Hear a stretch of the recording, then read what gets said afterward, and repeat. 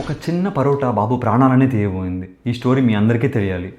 9 నెలల బాబు పుట్టినప్పటి నుండి హెల్తీగా ఉన్నాడు. 2 రోజుల నుంచి జలుబు, దగ్గు, ఒక రోజు నుంచి ఆయాసం అని చెప్పి వాళ్ళ పేరెంట్స్ ఎమర్జెన్సీకి తీసుకొచ్చారు. బాబుని ఎగ్జామిన్ చేసి చూడగా బాబు డొక్కలు ఎగరేస్తూ ఉన్నాడు, ఆయాస పడుతూ ఉన్నాడు, ఆక్సిజన్ లెవెల్స్ అన్నవి తగ్గిపోతూ ఉన్నాయి. ఎక్స్రే చేసి చూస్తే న్యూమోనియా లాగా అనిపించింది. కానీ ఎక్కడో ఒక డౌట్, బాబు ఏమైనా మింగేసి ఉంటాడా అని చెప్పి. సో స్కాన్స్ ఇంకా బ్రాంకోస్కోపీ చేసి చూస్తే ఒక్కసారిగా షాక్. ఎందుకంటే బాబు ఊపిరి తీసుకునే ద్వారం దగ్గర ఒక ఫుడ్ పార్టికల్ పరోటా అనేది అబ్స్ట్రక్ట్ చేసి ఉంది.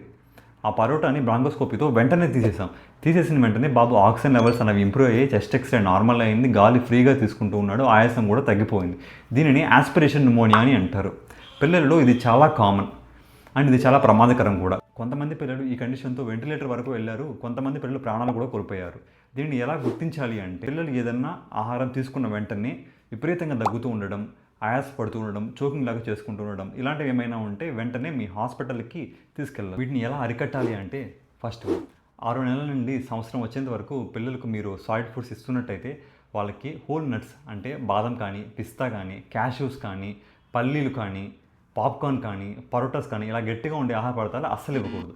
సెకండ్ వన్, ఫీడింగ్ ఇస్తున్నప్పుడు బేబీస్ అయితే తల కొద్దిగా ఎత్తులో ఉండేలా చూసుకోండి, పిల్లలు అయితే కూర్చొని ఉండేలా చూసుకోండి.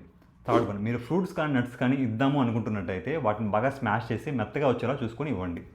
ఫోర్త్ వన్, మీ ఇంట్లో కాయిన్స్ కానీ, బటన్స్ కానీ, బ్యాటరీస్ కానీ, వాటర్ బాటిల్ క్యాప్స్ కానీ, చింతగింజ కానీ ఇలాంటివి ఏమైనా ఉంటే పిల్లలకు అందంత దూరంలో పెట్టండి. హాస్పిటల్కి వచ్చిన తర్వాత మేము జస్ట్ ట్రీట్మెంట్ మాత్రమే చేస్తాం, కానీ మీరు మీ అవేర్నెస్తో ఇది జరగకుండా ఒక లైఫ్ని సేవ్ చేయగలరు.